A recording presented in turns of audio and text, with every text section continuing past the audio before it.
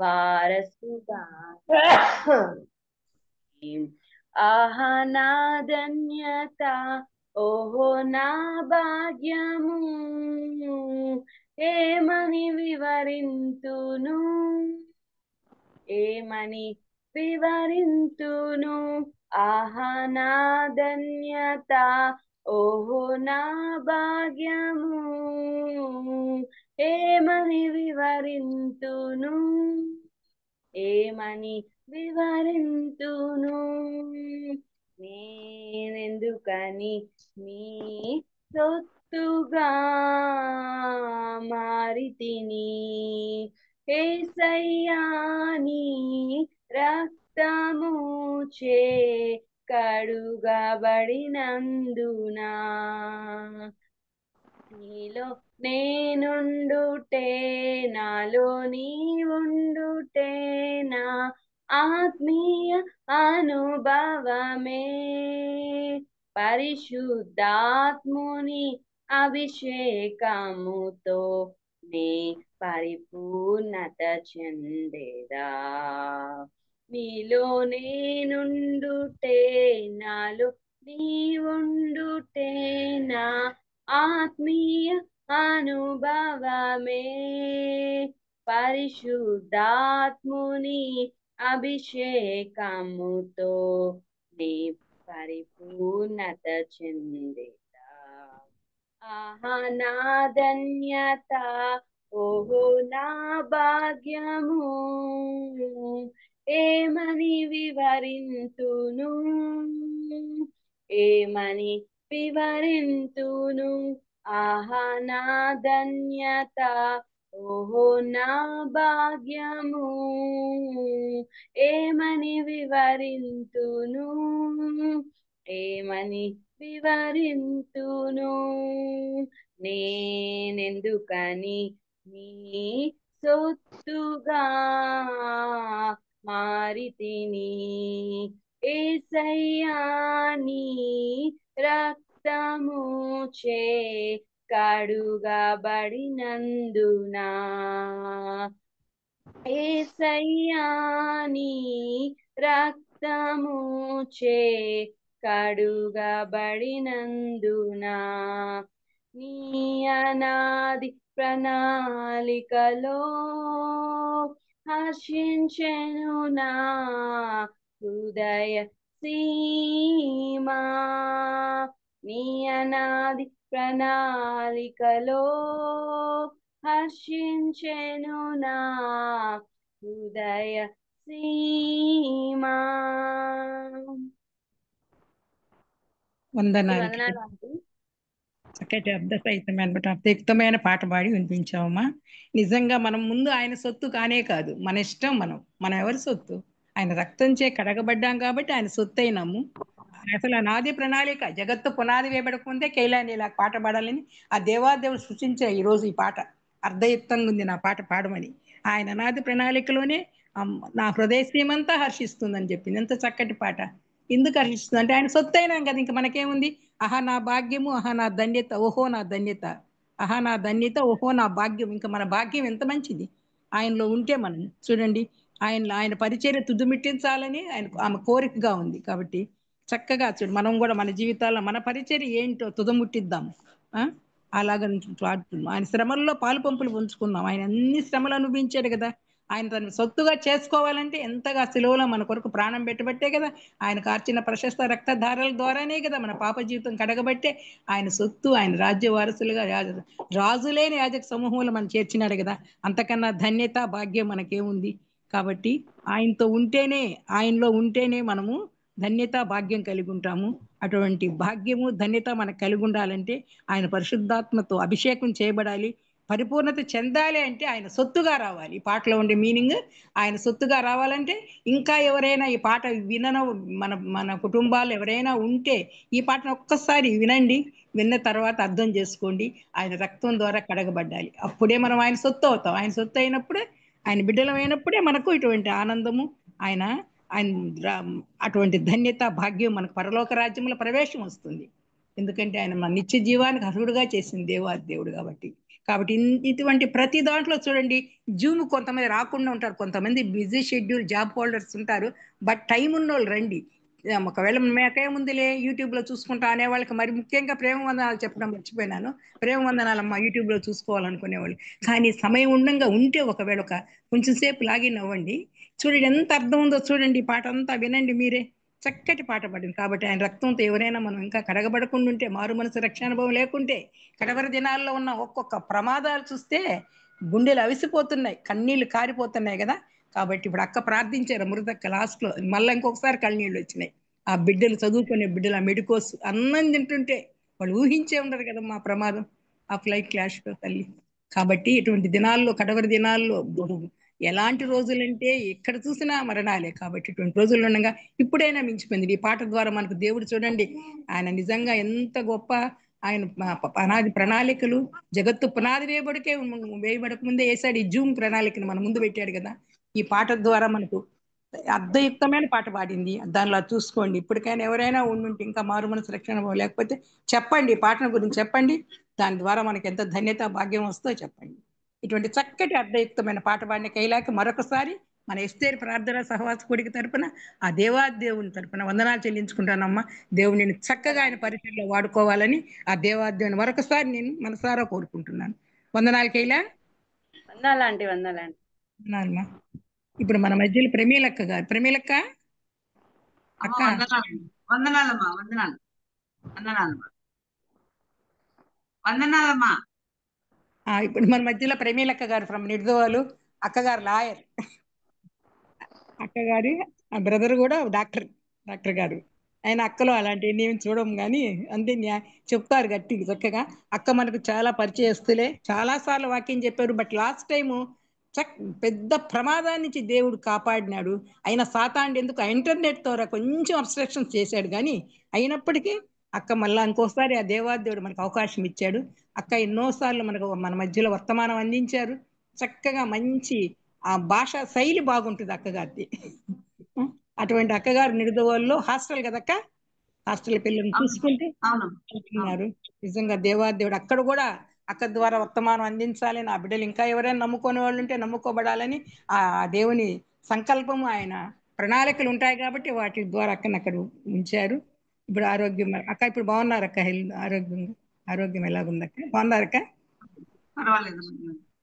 అటువంటి ప్రమాదాన్ని ఎంతో అనారోగ్య అస్వస్థల నుంచి కాపాడిన దేవాదేవునికి మరొకసారి వందనాలు చెల్లించుకుంటూ, ఇప్పుడు మన మధ్యలో ఉన్న అక్కగారు మనకు సుపరిచితురాలే, ఎన్నో పర్యాయాలు మనకు వర్తమానం అందించారు కనుక ఇప్పుడు కూడా అక్క ద్వారా మనకు ఆ దేవాదేవుడు ఈ రోజు, ఎస్పెషల్లీ ఈ రోజు, ప్రతిరోజు ఎవరో ఒకరి ద్వారా సాక్ష్యాల ద్వారా మన హృదయాలు కదిలించి వేస్తున్నాయి.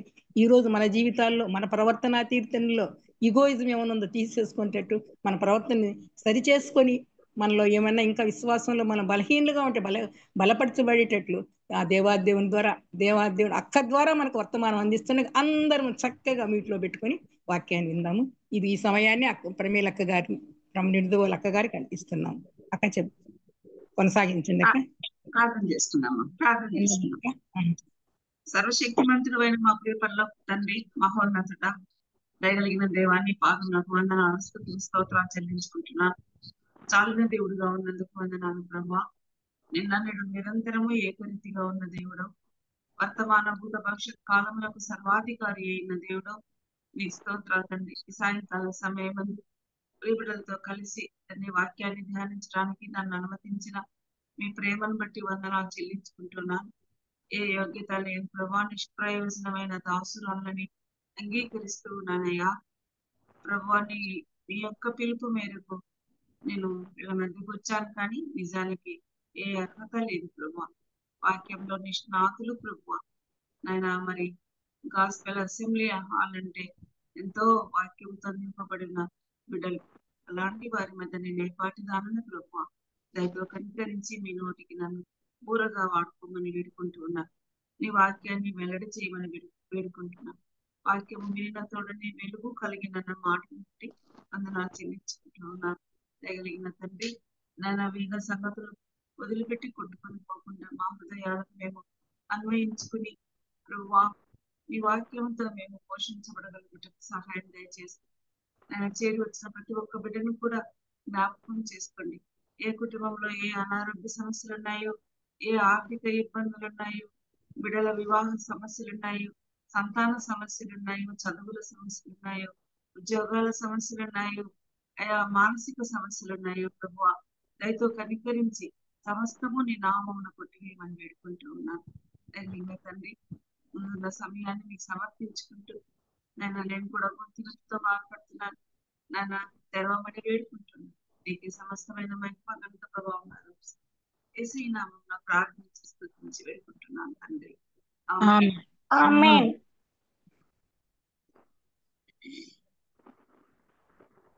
చేర్పించిన మీకు అందరికీ ప్రభు నామమున వందనాలు. ప్రభు దేవాది దేవుడు నాకు ఈ అవకాశం ఇచ్చినందుకు దేవాది దేవునికి వందనాలు. చేరివచ్చిన మీకు అందరికి కూడా వందనాలండి. అక్క నాకు చాలా టైం ఇచ్చింది, చాలా టైం ఇచ్చారు. నేనే ఎక్కువ సమయాన్ని వాడుకోలేకపోయాను. ఎందుకంటే హాస్టల్లో రెనోవేషన్ ఉంది. బిల్డింగ్స్ కొన్ని పడగొట్టడం, బిల్డింగ్స్ బాగు చేయడం, వీటన్నిటి వల్ల నేను ఇక్కడ చాలా రిస్క్ తీసుకోవాల్సి వచ్చింది. వాక్యాన్ని ప్రిపేర్ అయ్యే ఎక్కువ అవకాశం కూడా లేకుండా సమ్మర్ లో ఇంటికి వెళ్లకుండా ఇక్కడే ఉండవలసి వచ్చింది. సమ్మర్ లో కూడా ఇక్కడే పని చేసుకుంటూ ఉండవలసి వచ్చింది. యెహోవా పనిని అశ్రద్ధగా చేయవాడు శాపగ్రస్తుడు అన్న మాట చూస్తాను. దేవుడు తన పని కొరకు నన్ను నియమించి ఇక్కడికి పంపించాడు. మరి నేను జీతం తీసుకోవట్లేదు కదా అని చెప్పి నా ఇష్టం వచ్చినట్లు నేను వెళ్ళిపోవడము, నా ఇష్టం వచ్చినట్లు నేను ఉండడము అది కరెక్ట్ కాదనిపించింది. నేనేం చిన్నపిల్లలు కాదు సమ్మర్ హాలిడేస్ ఎంజాయ్ చేయడానికి. సరే ప్రభు ఇచ్చిన పనిని శ్రద్ధగానే చేద్దామని చెప్పి మంచి ఎండలో రూమ్ నుంచి ఆ వర్క్ దగ్గరికి, ఆ సైట్ దగ్గరికి, అక్కడి నుంచి ఇక్కడికి, ఇక్కడి నుంచి అక్కడికి ఒక యవనస్తురాలాగా తిరగడానికి ప్రభు నా కాళ్ళకి బలం ఇచ్చాడు. లేడీ కాళ్ళ వెళ్ళి తిరగడం, వర్క్ అంతా అయిపోయాక సఫర్. తర్వాత ఇంకొకటి ఏంటంటే మా హాస్టల్ క్లోజ్ చేయమని చెప్పారు. గవర్నమెంట్ ఓపెన్ చేసుకోవద్దండి వితౌట్ గవర్నమెంట్ పర్మిషన్. సరే గవర్నమెంట్ పర్మిషన్ లేకుండా మేము ఓపెన్ చేస్తే మేము అరెస్ట్ చేయబడతాం. ఎందుకు ప్రమీల కొంచెం వాయిస్ దగ్గర పెట్టుకొని అన్న, దగ్గర పెట్టుకో ఫోన్. వాయిస్ క్లియర్ గా రావట్లేదు, పెద్దగా రావట్లేదు ప్రమీలకు. ఓకే అక్క, ఓకే ఇప్పుడు వస్తుందక్క. ఇప్పుడు వస్తుంది. గవర్నమెంట్ కు మరి క్రైస్తవుల పైన ఎందుకు ఇలాగ వచ్చిందో మనకైతే తెలియదు. ప్రభు ప్రతిదీ ప్రణాళిక చొప్పున చేస్తున్నాడు. మా హాస్టల్ క్లోజ్ చేయబడిన తర్వాత మేము చాలా చింతించాం. అన్ని రెనోవేషన్స్ అన్ని చేసుకున్నాము. వాళ్ళు చెప్పిన నామ్స్ ప్రకారం మేము ఫాలో అయ్యాము. దాదాపు 4 లక్షలు ఖర్చు పెట్టాము. డబ్బు లేని పరిస్థితుల్లో కూడా FCRA ఫండ్స్ ఆగిపోయినాయి, మాకు రావటం లేదు. మరి ఎవరైనా డోనర్స్ వీళ్ళు పంపించినవి మేము అలాగ గడుపుతూ వస్తున్నాము. ఒక చిన్న ఆశ్చర్యకరమైన విషయం మీతో పంచుకోవాలని ఇష్టపడుతున్నాను. ఒక రోజైతే డబ్బులు ఏమీ లేవు అసలు. అంటే ఒక 10 రోజులకు సరిపడా ప్రొవిజన్ ఉంటుంది. స్టాఫ్ అందరికీ చెప్పుకున్నాను, ఈ నెల మనము శాలరీస్ తీసుకోవద్దండి, దేవుడు కృపిస్తే వచ్చే నెల మీకు శాలరీస్ ఇస్తాను, ఈ నెల ఎలాగో ఒక సర్దుకోండి అని చెప్పి స్టాఫ్ అందరికీ అడ్జస్ట్ చేసుకోమని రిక్వెస్ట్ చేస్తున్నాను. కానీ 10 రోజులు తప్ప ఒక 5 రోజులు 6 రోజులు ప్రొవిజన్ వస్తే గొప్ప సంగతి. ఏం చేయాలి, ఇంకా ఏం చేయాలి? పిల్లల్ని ఆకలితో మార్చిన మా మీద ఆధారపడి వచ్చారు వీళ్ళు. ఎలా చేయాలి, వీళ్ళని ఎలా పోషించాలి? ప్రభువే సాయం చేయాలని ప్రార్థన చేస్తున్నాం. ఇది ఒక పెద్ద గుడ్డి నమ్మకమే అనొచ్చు. మీరు కూడా మీది మూర్ఖత్వం, మీది పిచ్చితనం అనొచ్చు. ఎవరి ముందు నేను చేయి చాపలేదు. ప్రభు ఎంత గొప్ప దేవుడు అంటే, ఒకరోజు మేము హాస్టల్లో ఆఫీస్ రూమ్ లో అన్ని బుక్స్ అన్ని ఓపెన్ చేసి పాత పుస్తకాలు, పాత డైరీలు అవన్నీ తీసి చూస్తా ఉంటే ఒక రిజిస్టర్ కోసం చూస్తున్నాము. అందులో 17 లక్షల చెక్కు, విత్డ్రా చేయని చెక్కు కనిపిస్తుంది. దేవుడు ఎంత కృపామని చెప్పాలి. తన మీద ఆధారపడిన వాళ్ళకి ఎప్పుడు దేవుడు చేయగలడు. అలా ఉన్నా మేము అది ఇంట్రెస్ట్ తో అంతా కలిపి సుమారుగా వచ్చింది. దాంతో ఈ రెనోవేషన్ చేసి అలా కొనసాగుతూ ఉన్నాం. అంటే దేవుని యొక్క కృపను, దేవుని తాకిడిని నా మటుకు నేను ఇక్కడికి వచ్చిన తర్వాత బాగా అనుభవిస్తున్నాను. అంతకుముందు ఏదో క్యాజువల్ గా లైఫ్ లీడ్ చేస్తా అలా వెళ్ళిపోయేదాన్ని కాదు. ఇప్పుడైతే ప్రతి విషయంలో కూడా ఆయన ఉనికిని నేను అనుభవిస్తున్నాను. ఆ చిన్న సాక్ష్యం మీతో పంచుకోవాలనుకున్నాను. Thank you. తర్వాత హాస్టల్ కూడా ఓపెన్ చేయకూడదని చెప్పారు కదా. మా మీద నా టేబుల్ పైన ఒక బైబిల్ ఉంటే విజిట్ చేయడానికి వచ్చారు చాలా మంది. 7-8 మంది వచ్చారు విజిట్ చేయడానికి. ఆఫీసర్స్, చైల్డ్ కేర్ ఇన్స్టిట్యూషన్స్ వాళ్ళు వచ్చి అందరు కూర్చున్నారు. అందరికి టీవీ సర్వ్ చేయబడ్డాయి. నా బైబిల్ ని చూపిస్తే ఏంటి ఆ బుక్ అని అంటున్నాడు. ఏంటది ఏంటది అని అన్నాడు. ఏంటి సార్ అని అంటే బైబిల్ వైపు చూపించి ఏంటది అంటున్నాడు. ఆ చేతి నిండా ఎర్రదారాలే. అంటే ఇదా సార్ అని చెప్పి బుక్ ఇట్లా అయితే చూపించి, బైబిల్ గ్రంథం సార్ ఇది, క్రిస్టియన్స్ కి ప్రాణంతో సమానం, ఇది పరిశుద్ధ గ్రంథము అంటారు అని. కొంపదీసి ఇది కానీ నేర్పిస్తున్నారా ఏంటి పిల్లలకి అని అన్నాడు. అంటే అవును సార్, పక్కాగా ఇదే నేర్పిస్తారు. ప్రొద్దున సాయంకాలం ఇదే నేర్పిస్తారు. ఇది నేర్పించడానికి ఈ హాస్టల్ స్థాపించబడింది. ఇది గవర్నమెంట్ బీసీ హాస్టల్ కాదు, గవర్నమెంట్ ఎస్సీ హాస్టల్ కాదు సార్. ఇది క్రిస్టియన్ మిషనరీస్ హాస్టల్. మేము ఇదే నేర్పిస్తాం. హెబ్రోన్ హాస్టల్ అని పేరుంది కదండి అని చెప్పినప్పుడు ఆయన చాలా, నేను మాట్లాడిన మాటలు, ఆయన పెద్ద ఆఫీసరు, అది ఆయనకు ఒక ఇన్సల్ట్ గా ఫీల్ అయిపోయారు. నువ్వేంటి నాకు ఇట్లా మాట్లాడతావా అన్నట్టుగా. తర్వాత కావాలని నేను అక్కడ మెడిసిన్స్, మా తమ్ముడు వాళ్ళు మెడిసిన్స్ డొనేట్ చేస్తారు. ఇది ఒక 1000 రూపాయలు తీసుకో, మెడిసిన్స్ తెచ్చుకో, పిల్లలకి అవి తెచ్చుకొని పంపిస్తారు వాళ్ళు. మెడిసిన్స్ అన్ని కొని పెట్టుకున్నాను పిల్లల కోసం, అవి సర్వ్ చేస్తా ఉంటాను. ఏంటి నువ్వే డాక్టర్వా, ఈ మెడిసిన్స్ నువ్వు ఇస్తావా అని అక్కడికి వచ్చి ఒక్కొక్క మెడిసిన్ ఎక్స్పైరీ ఇవన్నీ ఇస్తున్నావా అని ఇలాగనే ఏక సంబోధన మాట్లాడు అని ఒక్కొక్క మెడిసిన్ చూస్తున్నాను. చూసుకోండి సార్, ఇందులో ఏ ఒక్క మెడిసిన్ కూడా డేట్ ఎక్స్పైర్డ్ అయిందంటే మీరేం చెప్తే అది చేస్తాను. వచ్చాడు అన్ని వెతికాడు, ఏమీ లేవు. ఆ కుర్రోడైతే ఆ వెతికిన వాడు ఎట్లా నా వైపు ఎట్లా చూసాడంటే మింగేలాగా చూశాడు. ఇట్లా గవర్నమెంట్ నుంచి ఎంతో రిజెక్షన్ ఎదుర్కొంటున్నాం. చాలా హాస్టల్స్ మూయబడ్డాయి. మీ అనంతపురం డిస్టిక్ లో కూడా అన్నిటి క్లోజ్ చేశారు. నా మటుకు నేను ఇక్కడ ఆడదాన్ని ఒక్కదాన్ని ఉన్నాను. ఎప్పుడు ఎవరు వస్తారో, మెజిస్ట్రేట్ గారు వచ్చారు, డిఎస్పీ గారు వచ్చారు, ఆర్డీఓ గారు వచ్చారు, అలా సడన్ వస్తారు, అన్ని చెక్ చేస్తారు. ఇలాంటి పరిస్థితుల్లో నా మీద ఎవరైతే గట్టిగా ఎగిరి పుస్తకం ఏంటి అదేంటి ఇదేంటి అన్నారు, అతను థర్డ్ డే యవనస్తుడు, అతను ఫోర్త్ డే ఉరి వేసుకుని చనిపోయాడు తెలుసు. అంటే నేను ఏదో నా కొరకు అలా ఇలా అన్నాడు చనిపోయాడని చెప్పడం కాదు, కానీ ప్రభువు పిల్లలకి ప్రభువు ఎంత ప్రొటెక్షన్ ఇస్తాడో అనేది మనం అర్థం చేస్తాం. ఆయన కొలీగు నేను ఆఫీస్కి వెళ్ళినప్పుడు నా హాస్టల్ ఎందుకు క్లోజ్ చేశారు సార్ అని రిక్వెస్ట్ చేసుకోవడానికే వెళ్ళాను. వాక్య ప్రకారమే అధికారులకు, మనుషులకు, రాజులకు లోబడి ఉండాలి, వారిని గౌరవించాలని ఉంది. కాబట్టి వాళ్ళు ఎలాంటి వాళ్ళైనా సరే, నన్ను ఎట్లా మాట్లాడినా సరే వెళ్ళి రిక్వెస్ట్ చేసుకోవాలన్నా, ఈ పిల్లలందరూ వీధిన పడడానికి నేను కారణం కాకూడదు, నా ఈగో కారణం కాకూడదు అని చెప్పి సార్ దగ్గరికి వెళ్తే, అమ్మా దండం మీకు, అతను చనిపోయాడు, ఏం కాదు, మేము ఇచ్చేస్తాం, మీరు వెళ్ళిపోండి ఆర్డర్ ఇస్తామని. ఏంటి సార్ అలా అంటారు అంటే, వదిలేండి అమ్మా మీకు ఆర్డర్ ఇస్తానండి, మీరు ఓపెన్ చేసుకోండి అని. అంటే వాళ్ళకు మనసులో ఆ రోజు వచ్చిన స్టాఫ్ అందరికీ కూడా ఒక భీతి అనేది పడిందన్న. వీళ్ళు దేవుని నమ్మిన పిల్లలు, వీళ్ళ జోలికి మనం వెళ్ళకూడదని. సో ప్రతి విషయంలో కూడా నేను ఒక్కొక్క సాక్ష్యం, మెజిస్ట్రేట్ గారు వచ్చినప్పుడు ఒక సాక్ష్యం, ఏంటమ్మా నీకు శాలరీ ఎంత ఇస్తున్నారు? లేదు సార్ శాలరీ. ఏంటి లేదంటున్నావు, ఇవ్వడం లేదా?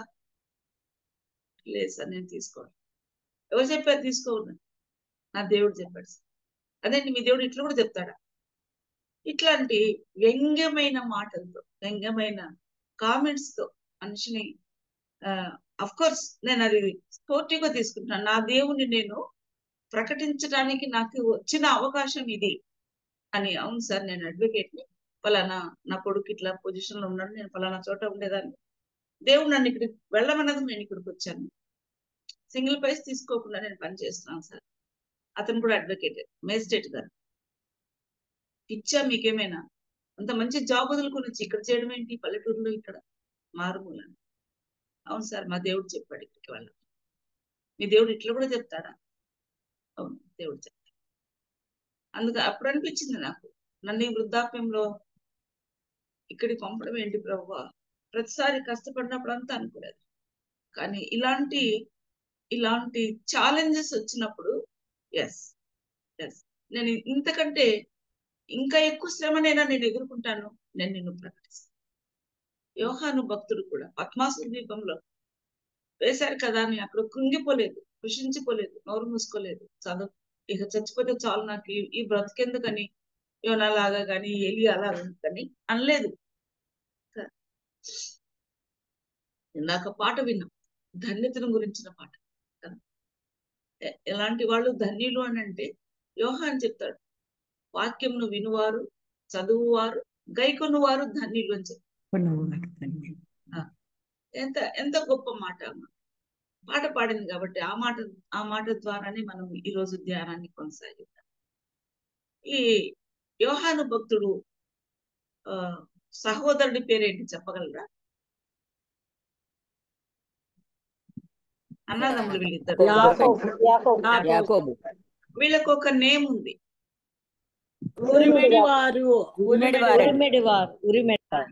ఇంకా జబుదై కుమారులు, బోయనెర్గెస్.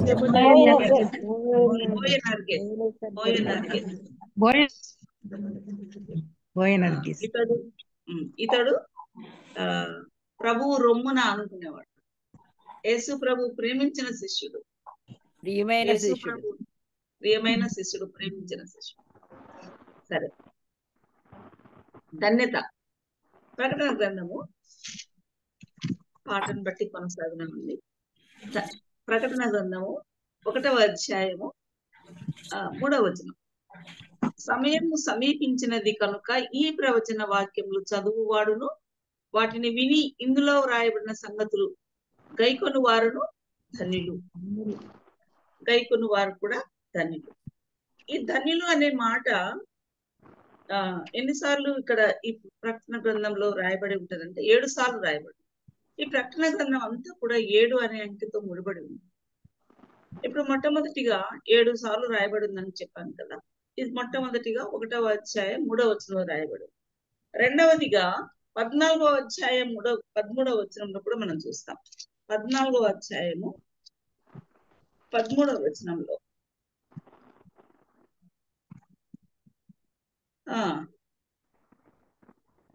ఇప్పటి నుండి ప్రభునందు మృతినందు మృతులు ధన్యులు.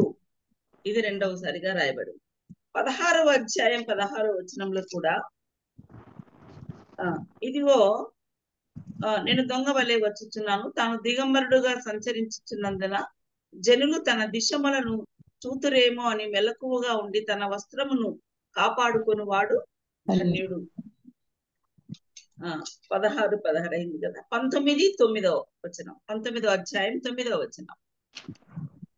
మరియు అతడు నాతో ఇలాగ చెప్పాను, గొర్రెపిల్ల పెండ్లి విందుకు పిలువబడిన వారు ధన్యులు, ధన్యులు కదండి. 20వ అధ్యాయం 6వ వచనం. 20వ అధ్యాయం 6వ వచనం.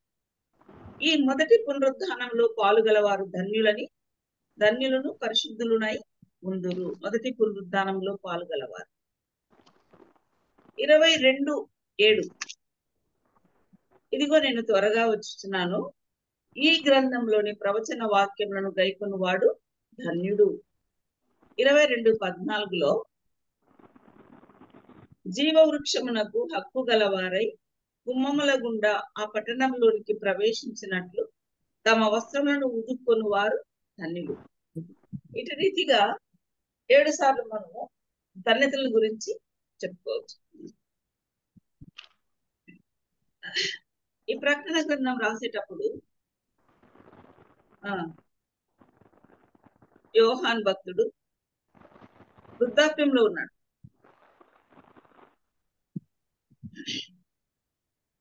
ప్రభు అయిన యేసుక్రీస్తు వారు మరణించిన 65 సంవత్సరములకు ఈ ప్రకటన గ్రంథము రాయబడింది.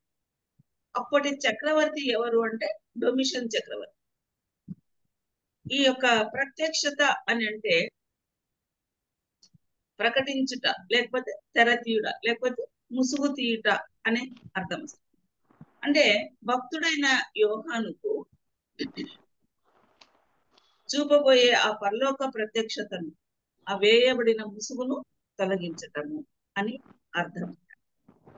మరి ఈ ప్రత్యక్షత ఎట్లా వచ్చింది? మొట్టమొదటిగా దేవుడు ఆయనకు అనుగ్రహించిన ప్రత్యక్షత. 1వ అధ్యాయం 1వ వచనం చూడండి. దేవుడు ఆయనకు అనుగ్రహించిన ప్రత్యక్షత. ఆయన కంటే ఎవరికి? యేసుక్రీస్తు. రెండవదిగా యేసుక్రీస్తు తన దాసులకు కనపరుచుకొనుటకు అనే, అంటే ఇక్కడ రెండవ వ్యక్తి ఎవరు? యేసుక్రీస్తు. మూడవది ఎవరు? ఆయన తన దూత ద్వారా వర్తమానము పంపి, తన దూత ద్వారా, మూడవ వ్యక్తి ఎవరు? దూత పంపి తన దాసుడైన యోహానుకు వాటిని సూచించను. సో మొట్టమొదట దేవుడు యేసుక్రీస్తు ప్రభువుకు, యేసుక్రీస్తు ప్రభువు దూతకు, దూత తన దాసునికి వర్తమానం పంపుటకు ఈ ప్రత్యక్షత కొనసాగింది. యోహాను భక్తుడి ద్వారా ఆ ప్రత్యక్షత మన సంఘాలకు, మనకు ఈ ప్రత్యక్షత నిజమే చదువుతుంటే ప్రత్యక్షంగా చూస్తున్నట్టుగానే ఉంటది. ఎక్కువసార్లు చదువుతూ ఉన్నామంటే మన కళ్ళకు కట్టినట్లే ఉంటది. యోహాను భక్తుడు అంత చక్కగా వివరించాడు. యేసుక్రీస్తు ప్రభు యోహానుకు ముఖాముఖిగా చెప్పినట్లుగా వ్రాయబడిన గ్రంథం. దీన్ని ఏమంటారంటే దర్శన గ్రంథము అని అంటారు, లేక ప్రవచనాల గ్రంథము అంటారు. ఇది యోహాను జీవిత చరిత్రను గురించి రాసిన గ్రంథం కాదు. దీని గ్రంథకర్త యోహాను కాదు. దేవుడు ప్రభు చెప్పినట్టుగా వ్రాయడానికి ఉపయోగపడిన రైటర్ అంటారు. డాక్యుమెంట్ రైటర్స్ రాస్తారు కదండి, ఆ రైటర్ మాత్రమే ఈయన. మరి ఈ దాసుడైన యోహాను ఏమంటున్నాడు? తాను దాసుడనైనా అని అంటున్నాడు. తన దాసులకు కనపరచుటకు, తన దాసుడైన యోహాను వాని సూచించాను. తన దాసుడు తను తాను ఏమని సంబోధించుకుంటున్నాడు? దాసుడు. యేసు ప్రభు వారు రొమ్మన అనుకున్నవాడు, ప్రేమించబడిన వాడు, ఆయన తల్లిని తన దగ్గర చేర్చుకొని తను ప్రొటెక్ట్ చేసిన వాడు, మరి తన సమీప బంధువు. యేసు ప్రభు వారు ఎంతో ఇష్టపడిన వాడు. ఆయన ప్రభువు సుమి. అక్కడ అందరూ భక్తులందరూ, అపోస్తులందరూ ఉన్నారు. ఆయన హావభావాలు కానీ, ఆయన శరీర కదలికలు కానీ, ఆయన ముఖ కవలికలు కానీ ఎవరు కనుక్కోలేదు. ఈయన మాత్రమే కనుక్కొని ఆయన ప్రభువు సుమి. ఎక్కడ మనం యోహాను సువార్త 21వ అధ్యాయంలో చూస్తాం. అంటే అంతలా ఆయనని గ్రహించగలిగాడంటే ఎంత క్లోజ్నెస్ ఉంది కదా. నేను ఇక్కడికి వచ్చిన తర్వాత ప్రభువుతో క్లోజ్నెస్ అయినట్టు అంత కాదు, కానీ ఎక్కువగా ప్రభువుతో గడపడం కూడా కాదు. నేను ఎక్కువగా అప్పుడులాగా ఇప్పుడు ప్రభువుతో గడపడానికి నాకు సమయం సరిపోవడం లేదు. అదే నేను ఎప్పుడు బాధపడుతూ ఉంటాను. కానీ ప్రభు ఉనికిని నేను గ్రహించగలుగుతూ ఉన్నాను. ప్రతి ఆపదలో కూడా, ప్రతి రిజెక్షన్ లో కూడా, అధికారులు వచ్చినప్పుడు అంతా కూడా నిజంగా మగవాళ్ళు ఉన్నా కూడా గడగడ ఉనికే పరిస్థితి ఇక్కడ. అలాంటిది వాళ్ళు అడిగే క్వశ్చన్స్ ఎట్లా అడుగుతారంటే బాణాలు సంధించినట్లు అడుగుతారు. వాటికి ధీటుగా సమాధానం చెప్పడం. నాకు ఏమాత్రం అనుభవం లేని డిపార్ట్మెంట్ ఇది. నాకు అసలు ఏమీ తెలియదు. ప్రభు నన్ను ఇక్కడ పంపించి నడిపిస్తాను. సరే, ఇట్లాగా దాసుడు అని సంబోధించుకుంటున్నాడు. పూర్వకాలము అంటే రోమా కాలంలో, రోమియో చక్రవర్తిలో దాసులు అని అంటే వాళ్ళని తీసుకెళ్లి ఆ తలుపు దగ్గర దాసుడిగా వచ్చిన వాడు, బానిసగా వచ్చిన వాడిని నా ఇంట్లోకి ఎవరైనా బానిసగా రావాలనుకున్నారు అనుకోండి, వాళ్ళని తీసుకెళ్లి తలుపు దగ్గర తీసుకెళ్లి ఆ తలుపుకి చెవిని పెట్టి ఒక కదురుతో గుచ్చుతారండి. అంటే నువ్వు ఇంకెప్పుడు ఈ ఇంటికి బానిసవు. మనము లేవి కాండంలో చూస్తాం ఆ మాటలు. కదురుతో గుచ్చడం. నువ్వు ఎప్పటికీ ఇంకా ఈ ఇంటికి బానిస, నేను విడుదల చేస్తే తప్ప నీవు విడుదల కావు అని కదురుతో గుచ్చే బానిసత్వం అన్నమాట. మరి మనం కూడా బానిసలమే కదా, మనము దాసులమే కదా. ఎవరికి దాసులం? యేసు ప్రభు వారికి దాసులు. ఊరికి జస్ట్ అట్లా గుచ్చి చిన్న రక్తం వస్తేనే వాడు ఆ ఇంటికి బానిస అయిపోతే, మన కొరకు సిలువలో ఆ ఆ మండుటెండలో ఆ చెక్క మీద, ఆ సిలువ చెక్క పైన కదా, పచ్చి మాను పైన ఆయన తన రక్తం అంతా కాచాడు. మరి ఆయన మనకు దాసుడుగా ఉండాలి కదా. కానీ అట్లా మనల్ని ఆ దాసత్వం నుంచి విడిపించటానికి ఆయన ఆ సిలువనెక్కాడు. మనల్ని ఆ దాసత్వం, అపవాది దాసత్వం నుంచి విడిపించటానికి ఆయన సిలువనెక్కాడు. అక్కడ ఆయన తనను తాను సమర్పించుకున్నాడు. చివరి రక్తపు బొట్టు వరకు కూడా ఆయన కాచాడు. అసలు ఏ సంబంధం లేదు ఆయనకి మనకి. పోనీ నేనేమైనా మంచిదాన్ని అంటే అస్సలు మంచిదాన్ని కాదు. నాలో ఏదైనా మంచితనం ఉందా అంటే లేదు. పోనీ పుడుతుందా అంటే ఏమో పుట్టదు. ఇలాంటి ఏమీ కాని నా కొరకు ఆ దేవదేవుడు ఈ లోకానికి దిగి రావడమే కాదు, మరి సిలువలో రక్తం కార్చి మరణించి, అలాంటి నన్ను బానిసత్వం నుంచి విడిపించిన ఆ దేవదేవునికి నేను లోబడి జీవిస్తున్నాను. చెప్పుకుంటున్నా ఆయన నన్ను రక్తంతో కడిగాడు. నేను ప్రతి ఆదివారం ఆరాధనలు చేసుకుంటున్నాను. ఇంకా ఎన్నిసార్లు ఆరాధించినా కూడా ఇదే మాట చెప్పుకుంటాను, నీ రక్తంతో నన్ను కడిగావయ్యా. నిజంగా రక్తంతో కడగబడి మనము ఆయనకి లోబడి జీవిస్తున్నాము. దాసుల కన్నులు యజమానుల వైపు, యజమాని వైపు. మరి మన యజమాని ఎవరు? ప్రభువైన యేసుక్రీస్తు వారా, లేకపోతే లోక సంబంధమైన యజమానులు, లోక సంబంధమైన కోరికలు, లోక సంబంధమైన వ్యసనాలు, లోక సంబంధమైన పట్టుబట్టలు, బంగారు, టీవీలు, సెల్ ఫోన్లు, ఇవి యజమానిగా ఉండి మనల్ని ఏలుతూ ఉన్నారు? అది మనం గ్రహించుకోవాలి. ఆయన మనల్ని తన రక్తం వెలగా ఇచ్చి కొన్నాడు, మామూలుగా కొనలేదు. ఆ బానిసత్వం నుంచి విడిపించడానికి, స్వతంత్రులుగా చేయటానికి, తన రాజ్యానికి వారసులుగా చేయటానికి. ఎవరైనా తన రాజ్యానికి తన ఆస్తికి వారసులు కావాలంటే తన కొడుకుకే వారసుడుగా కావాలని అనుకుంటారు ఎవరైనా కూడా, ఎంత ఆస్తున్నా కూడా.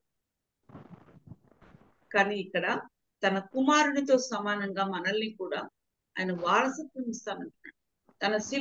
తన సింహాసనం పైన కూర్చుండబెట్టుకుంటానంటున్నాడు. తనతో పాటు చేయి పట్టుకొని ఆ పరలోకపు వీధుల్లో నడిపిస్తానంటున్నాడు. ఎంత ధన్యకరమైన జీవితం! ఎలా వస్తుంది ఈ ధన్యకరమైన జీవితం అంటే, ప్రభు అయిన యేసుక్రీస్తు వారిని అంగీకరించిన వారికి ఈ ధన్యకరమైన జీవితం. తనతో సింహాసనం పైన కూర్చోబెట్టుకుని ధర్మశాస్త్రము దివారాత్రము ధ్యానించువారు ధన్యులు. ఎక్కడుంటది మాట? కీర్తన 1వ. ఈ యోహాను భక్తుడు 5 పుస్తకాలు రాశాడు. మొట్టమొదట రాసిన పుస్తకము యోహాను సువార్త. అక్కడ మొట్టమొదటిగా ఏమని చెప్తాడు? ఆది యందు కదా, ఆది యందు మొదలు పెడతాడు. తన చివరి పుస్తకం ఏంటి? చివరి పుస్తకం ప్రకటన. ప్రకటనలో చివరిగా ఏమని ముగిస్తాడు? దేవుడు ఈ గ్రంథంలో రాయబడిన జీవ వృక్షంలోను పరిశుద్ధ పట్టణంలోను దానికి పాలు లేకుండా ఈ సంగతులను గురించి సాక్ష్యం ఇచ్చేవాడు అవును త్వరగా వచ్చుచున్నానని చెప్తున్నాడు. ఆమేన్. ప్రభు అయిన యేసు రమ్ము. ప్రభు అయిన యేసు కృప పరిశుద్ధులకు తోడైనను గాక.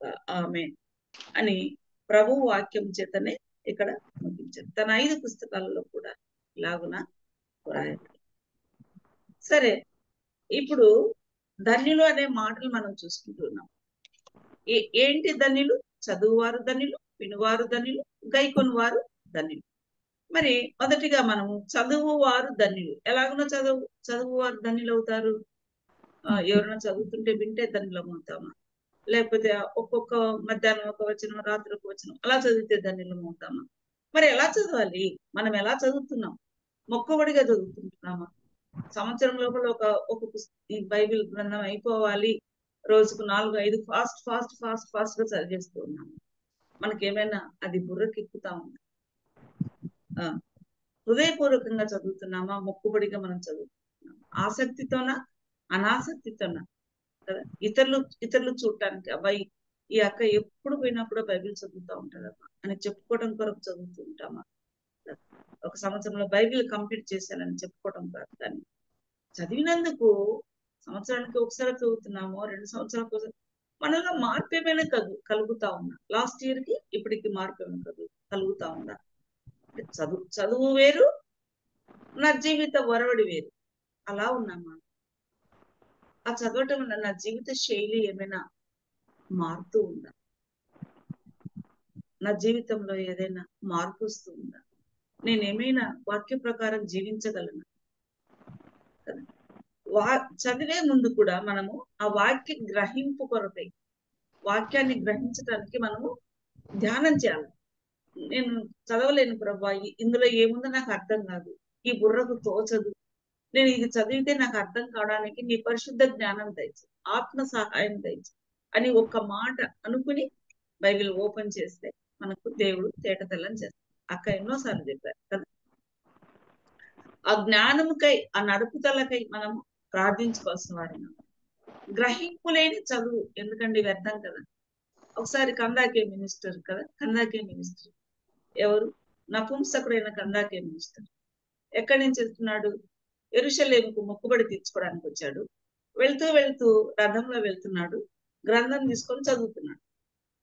అసలే రథము టకటకని ఆ చప్పుళ్ళు, ఆ కదలికల మీద మామూలుగానే కూర్చోలేము, అట్లాంటిది గ్రంథం తీసుకొని చదువుతున్నట్టే ఎంత కదులుతాయి కదా. చదువుతున్నాడు, ఏం అర్థం కావట్లేదు ఆయనకి.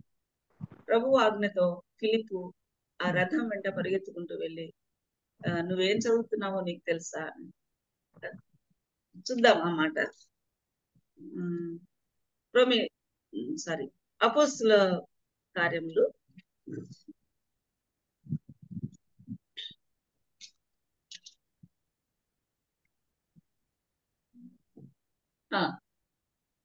8వ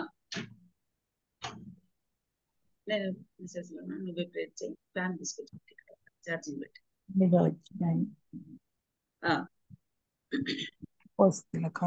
8వ అధ్యాయము ఏమంటున్నాడు ఆయన? అతడు ఎవడైనాను నాకు త్రోవ చూపకుంటే ఎలాగూ నువ్వు యెషయా గ్రంథం చదువుతున్నావు, నువ్వు చదువునది ఏమని గ్రహించుతున్నావా అని అడుగుతున్నాడు ఫిలిప్పు. అంటే ఎవరైనా నాకు తోవ చూపకుంటే నాకు ఎలా తెలుస్తుంది అని అంటున్నాడు ఈ యొక్క నపుంసకుడు. ప్రేర్ చేసి పిల్లలు వచ్చారండి, ప్రేర్ చేసి రిసీవ్ చేసుకునే సమయం ఇది.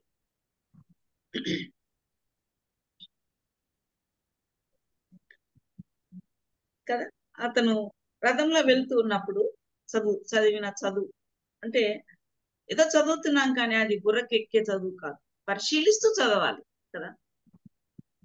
ఎట్లా చదవాలి? గాస్పెల్ అసెంబ్లీ వాళ్ళు చదివినట్టు చదవాలి కదా. బెరయా సంఘస్థుల వాళ్ళు, గాస్పెల్ అసెంబ్లీ వాళ్ళు నిష్ణాతులు వాక్యంలో, ఎవరిని పట్టుకున్నా కూడా అలా ఉన్నదో లేదో పరిశీలన చేస్తూ ఉండేవారు. బెరయా సంఘస్థుల వలె మనం కూడా వాక్యం పరిశీలనగా చదవాలి. మనం చదువున్నది ఏంటో అది గ్రహించుకొని చదవాలి. బెరయా సంఘస్థులు ఏంటి, పౌలు బ్రదర్ ఏం చెప్పాడబ్బా, శీలా బ్రదర్ ఏం చెప్పాడు, ఒకసారి చూద్దాం అని గ్రంథాలు తెరిచి చూచి పరిశీలించేవాళ్ళు. ఏదో వచ్చారు, చెప్పారు, వెళ్ళిపోయారు, బస్ అక్కడి కాదు. పరిశీలించి చదువుకోవాలి, స్పష్టంగా చదువుకోవాలంట. స్పష్టంగా చదువుకోవడం అంటే ఎట్లా?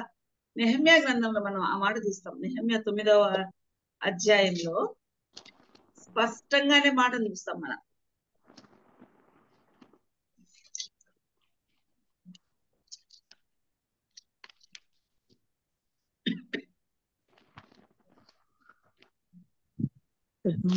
నెహెమ్యా 9:3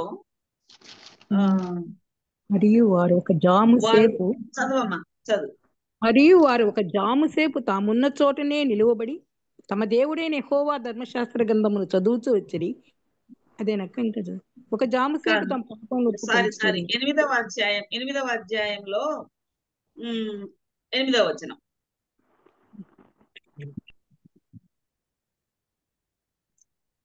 ఇటువలనే వారు దేవుని గ్రంథమును స్పష్టముగా చదివి వినిపించి జనులు బాగుగా గ్రహించినట్లు దానికి అర్థము చెప్పి స్పష్టంగా చదవగలగాలి. స్పష్టంగా ఇక్కడ ఉన్న వాళ్ళు ఎవరు చదువురు అన్నమాట.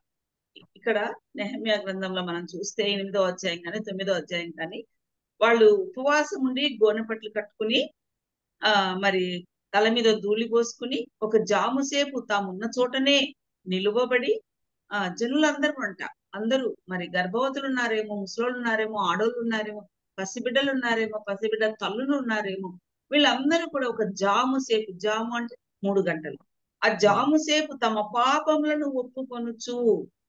అంటే ఇవన్నీ జరగాలంటే ఇక్కడ ధర్మశాస్త్రం యొక్క తాత్పర్యము తెలియజెప్పుటకు దేవుని గ్రంథమును స్పష్టంగా చదివి వినిపించి జనులు బాగుగా గ్రహించినట్లు దానికి అర్థము చెప్పిరి. అర్థము చెప్పిరి. స్పష్టంగా చదువుకోవాలి. మనం స్పష్టంగా చదువుతుంటే ఎదుటి వాళ్ళు అది చక్కగా వినగలగాలి, ఇంకా వినాలని అనిపించాలి. నాకు ఈ గొంతు నొప్పి వలన ఇప్పుడు మాట్లాడే మాటలు కూడా నత్తి వస్తున్నాయి, సరిగా రావటం లేదు, క్షమించండి. ఇటు పక్కంతా నొప్పి వేస్తుంది. సో స్పష్టంగా చదవగలగాలి. స్పష్టంగా చదివితేనే ఎదుటి ఆ ఫలితం ఏమైంది ఇక్కడ? ఆయన స్పష్టంగా చదివితే వాళ్ళకి అర్థమైంది, మా పూర్వీకులు దేవుడు చేసిన మేలు మర్చిపోయి ఎంత పాపం చేశారు, మరి మేమేంటి, మేము కూడా ఇంతేనా, మా పూర్వీకులు చేసిన పాపం మేము ఏం చేస్తున్నామా అని ప్రభు సన్నిధిలో వాళ్ళు క్షమాపణ వేడుకుంటారు. ఒక జాము సేపు నిలబడి క్షమాపణ వేడుకుంటారు. అంటే మనం స్పష్టంగా చదివిన వాక్యము లేక స్పష్టంగా చెప్పిన వాక్యము ఎదుటి మనిషిలో ఆ కదలిక తీసుకురావాలి, ఎదుటి మనిషిలో ఆలోచింపచేసేదిగా ఉండాలి. ఆ వాక్యం ఒక బాణము వలె దూసుకుపోయేటట్లుగా ఉండాలి. 10 వాక్యాలు చెప్పడం కాదు, కానీ ఒకటి చెప్పినా కూడా స్పష్టంగా ఆ మనసుకు నాటుకునేలాగున ఉండాలి అనేది స్పష్టంగా చదవడం. ఆనాడు యాజకులు లేవీలు 8వ అధ్యాయం 13-18లో చూస్తే 7 దినాలు పర్ణశాల పండుగలు నిర్వహించేవాళ్ళంట. అంటే స్పష్టంగా చెప్పినట్టు విని అలాగను చేసుకున్నారు. ఇశ్రాయేలీలు కూడా అదే ఇందాక చెప్పుకున్నాం కదా, పాపపు ఒప్పుకోలు దేవుని మహిమపరిచారు, స్తుతించారు. ఐగుప్తులో దేవుడు చేసిన మేలు చూడండి, 8వ అధ్యాయంలో 12వ వచనం. ఆ తర్వాత జనులు తమకు తెలియజేయబడిన మాటలన్నింటినీ గ్రహించి తినుటకు తాగుటకు లేని వారికి పలహారాలు పంపించుటకు సంభ్రమంగా ఉండుటకు ఎవరిళ్ళకు వారు వెళ్ళిపోయారు. అంటే ఈ పైన వీళ్ళంతా ఏడుస్తున్నారు, దుఃఖిస్తున్నారు, ఎంతో బాధపడుతున్నారు. మా పితరులు ఇలా చేశారా, దేవునికి ఇంత వ్యతిరేకంగా చేశారా అని దిగులు పడుతున్నారు, దుఃఖిస్తూ ఉన్నారు. ఆ రియలైజేషన్ ఎట్లా వచ్చింది? ఎజ్రా లేచి తన చేతుల్లో ఇక ధర్మశాస్త్రం తీసుకొని చక్కగా చదివి వినిపించినందువల్ల వాళ్ళందరూ కలిసి దేవునితో ఒక అగ్రిమెంట్ రాసుకున్నారు కూడా, మేము ఇక మీద గ్రంథము ఇక్కడ ఉంటదండి ఈ మాట, ఆ గ్రంథము రాసుకుని పెళ్లి చేసుకోమని చెప్పి.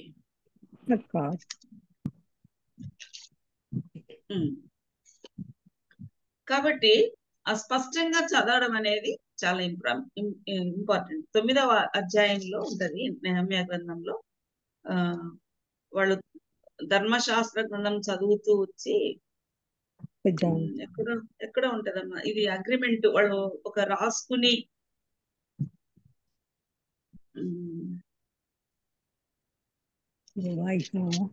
9వ అధ్యాయం అండి. 9 తండ్రి వారి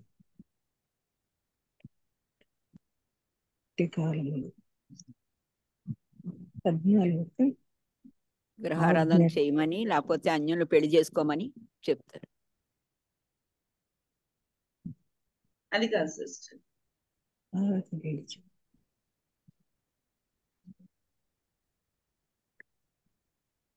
అక్కడ ఎక్కడ పని ఈ అధ్యాయమో ఏ అధ్యాయమో ఒక అగ్రిమెంట్ రాసుకుంటారు అనమాట దేవుడితో నిబంధన చేసుకుని ఇదే అధ్యాయంలోనే చదివినట్టు సారీ 10వ అధ్యాయం 1వ వచనం.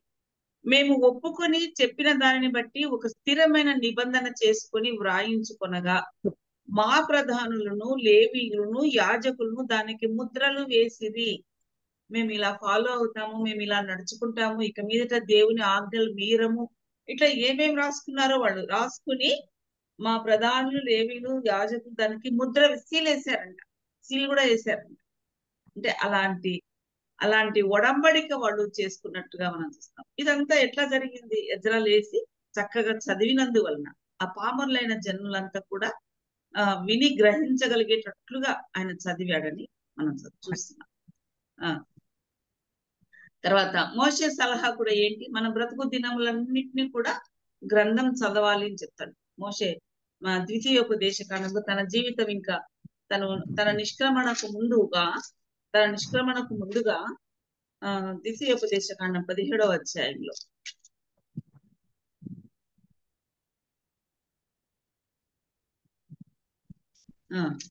చివరి 22వ వచనంలో ఈ ధర్మశాస్త్ర వాక్యములన్నిటినీ ఈ కట్టడలను అనుసరించి నడవ నేర్చుకున్నటకు అతడు తాను బ్రతుకు దినములన్నిటను ఆ గ్రంథమును చదువుచుండవలెను. ఆ గ్రంథమును చదువుచూ ఉండవలెను కదా. 22వ వచనం. ఇదే మాట మనం 119వ కీర్తనలోకి వచ్చుతాం. ధర్మశాస్త్రము దివారాత్రము చదువుకోవాలి, ధ్యానించాలి. ఈ అలవాటు వల్లనే యెహోషువ ఇట్లా దివారాత్రం చదవడం ఉన్న ఆ అలవాటు వల్లనే యెహోషువ అనేక రాజులను రాజ్యాలను కూడా జయించాడు కదా. యెషయా రాజు 2వ రాజుల గ్రంథంలో చూస్తే మనం 23వ అధ్యాయంలో యెషయా రాజు 23:1-5 2వ రాజుల గ్రంథము 23:1-5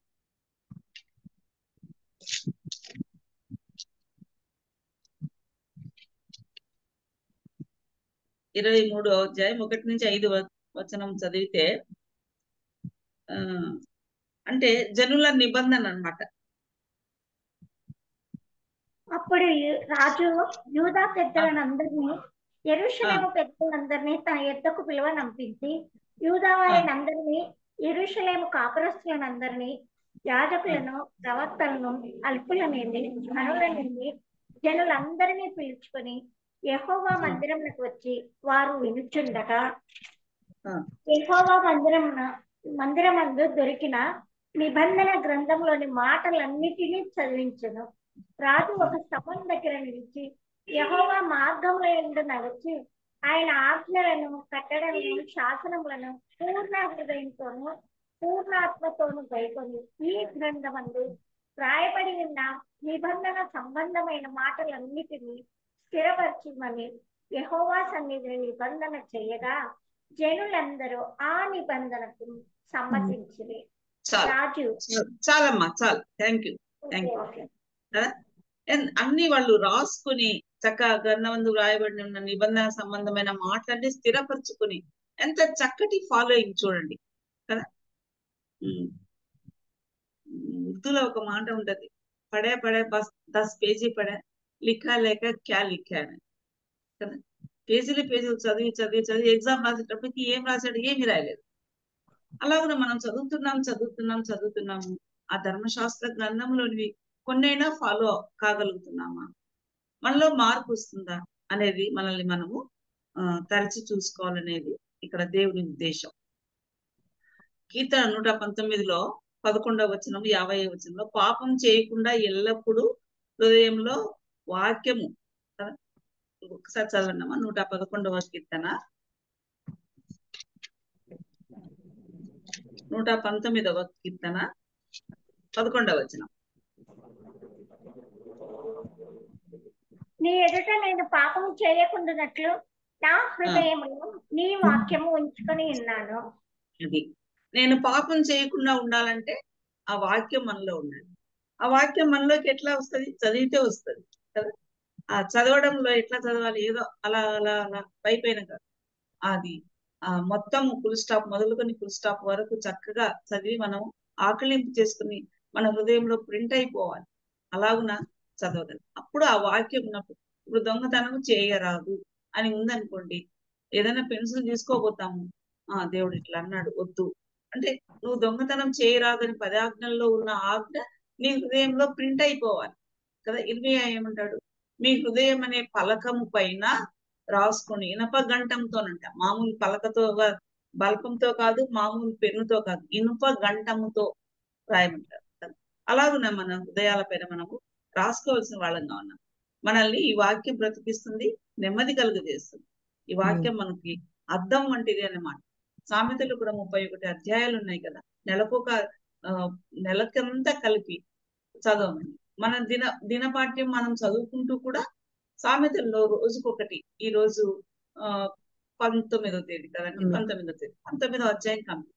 ఇలాగున నెలంతా మనం ఆ అధ్యాయాలు మనకు చదువుకోవడానికి వీలవుతాయి. మెట్టుకు వాక్యము మన కన్నులకు చెవులు, నోరు, హృదయం సదా స్మరించటానికి హృదయం అనే పలక మీద దేవుని వాక్యాన్ని మనము రాస్తాం. ఈ ప్రపంచం మొత్తానికి మధ్యస్థానం ఏంటి అంటే ఇజ్రాయేల్. ఒక చిన్న మాట, ఇజ్రాయేల్ కంట్రీ ఈ ప్రపంచానికి అంతటికి మధ్యలో ఉంటుంది. యెరూషలేము దేవాలయము ప్రపంచంలో అటు గీసుకున్నా ఇటు గీసుకున్నా ఇటు గీసుకున్నా ఇటు గీసుకున్నా correct centre of the point ఉంటుందంట దేవాలయం. మరి ముఖ్యంగా దేవాలయం కదా. మీరు అటుపక్క వాళ్ళు ఆ దేవుణ్ణి కొలుస్తున్నారు, అక్కడికి వెళ్ళిపోండి, ఇక్కడ ఏం పని మీకు, మీరు అక్కడోళ్ళు కదా అని అంటూ ఉంటారు చాలా మంది. కాదు కాదు, అందరి కొరకు దేవుడు ప్రపంచపు నడిబొడ్డున ఉదయించిన దేవుడు. నాకు ఇచ్చిన సమయం అయిపోయింది. దేవుడు తన పరిశుద్ధ వాక్యం దీవించిన గాక. నాకు ఇచ్చిన శ్రేష్టమైన అవకాశాన్ని బట్టి ప్రభువుకు వందనాలు, అక్కకు కూడా వందనాలు చెల్లి. థ్యాంక్ యూ అక్క, ఓపికతో విన్నందుకు మీకు కూడా అందరికీ వందనాలు. ఇంకా సమయం ఉంది ప్రమీలక్క. అవునా?